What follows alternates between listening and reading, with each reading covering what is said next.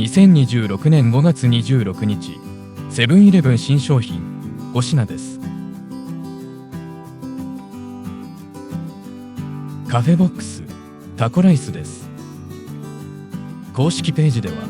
スパイスが香るタコミートとピリ辛のサルサソースを楽しめるタコライスですと紹介されています。チリパウダーのピリ辛と甘酸っぱいケチャップ感のあるサルサソースが一口目から食欲を煽ってきます。少し固めに炊き上げられ、パラパラ感のあるご飯と肉感満点の合いびきミンチ、ところどころシャキシャキ感のあるレタスが食感を変化させています。原材料に明記がありますが、ニンニク感は抑え気味ですから、そんなに神経質になる必要はなさそうです。プレスリリースでは、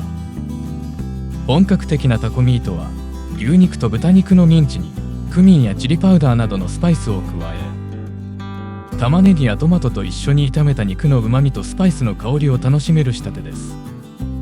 まろやかさとコクを添えるためにチーズと半熟卵を合わせることで、最後まで食べ進みの良いお弁当に仕上げましたとされています。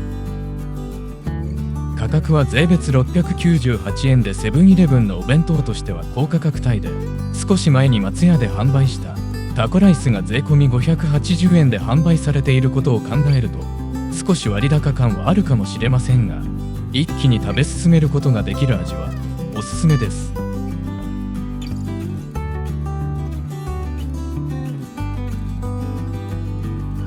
チキンタルタル巻き4貫です。公式ページでは、ボリューム満点の鶏唐揚げに卵のコクが際立つ濃厚タルタルを合わせました。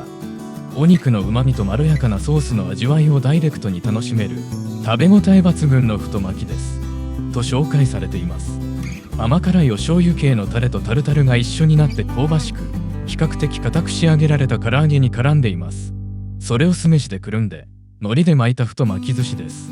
酢飯の酸味が唐揚げの脂っこさをリセットして、タルタルのレシチンの作用で油の一部が乳化されて口当たり良いうまみに変化します。かすかに香ばしい海苔の風味と唐揚げの油の甘みと鶏肉の歯ごたえ、タルタルの酸味、うまみとさっぱりとした酢飯の米粒としての甘み、それらが混然となって口の中に広がっていきます。少し大きめの一口サイズで、デスクワークしながらでも食べやすく、スープ等と合わせれば軽めの昼食としては十分な食べ応えです。おすすめです。カフェボックスうま辛子チーズタッカルビです。公式ページでは、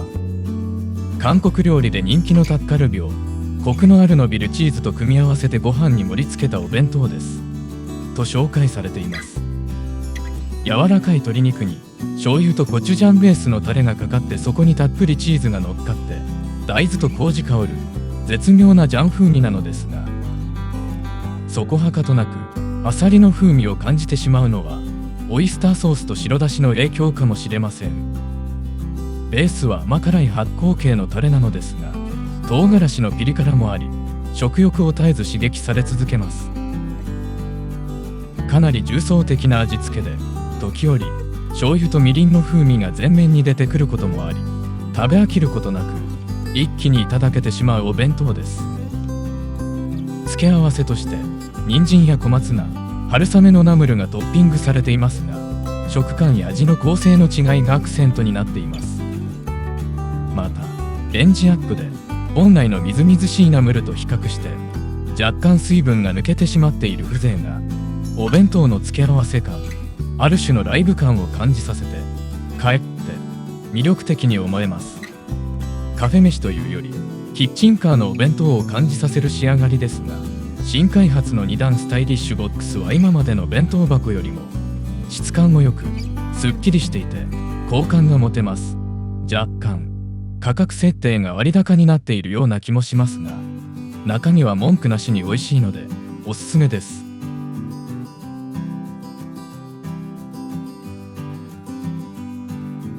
うまトマトチーズオムレツです。公式ページでは、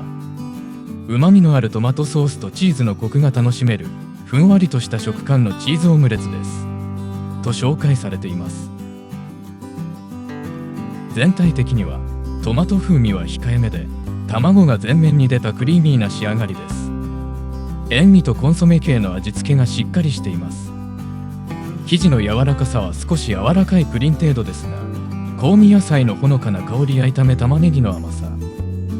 癖のないプロセスチーズの香りが混然一体となって洋風茶碗蒸しのような仕上がりです。今回は使用している卵液があまりにも均質で、黄身と白身のムラが感じられないことが逆に少し残念です。先週の豚肉とキクラゲの卵炒めは黄身と白身がそれぞれ感じられる、より本物っぽい仕上がりでした。あまりにも均質だとプリンのような食感で卵っぽさが損なわれます。コストの問題もあるので難しいとは思いますが、今後に期待してしまいます。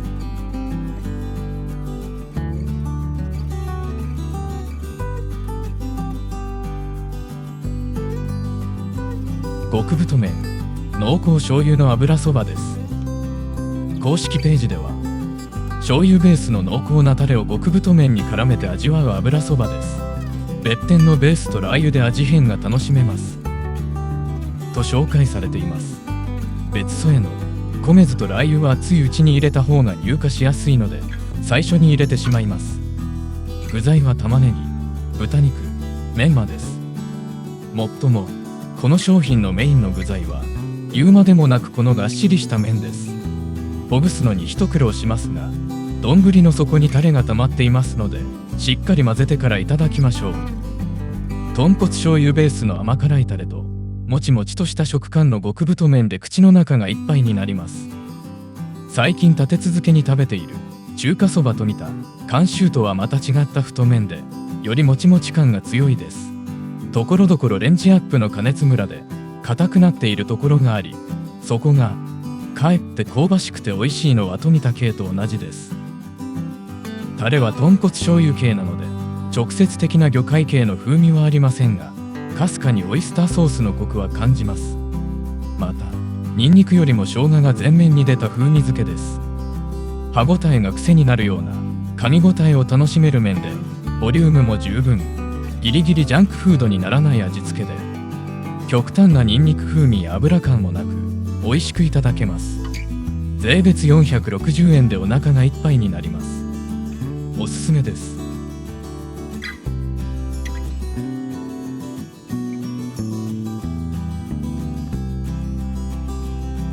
さて、今週のおすすめの一品は極太麺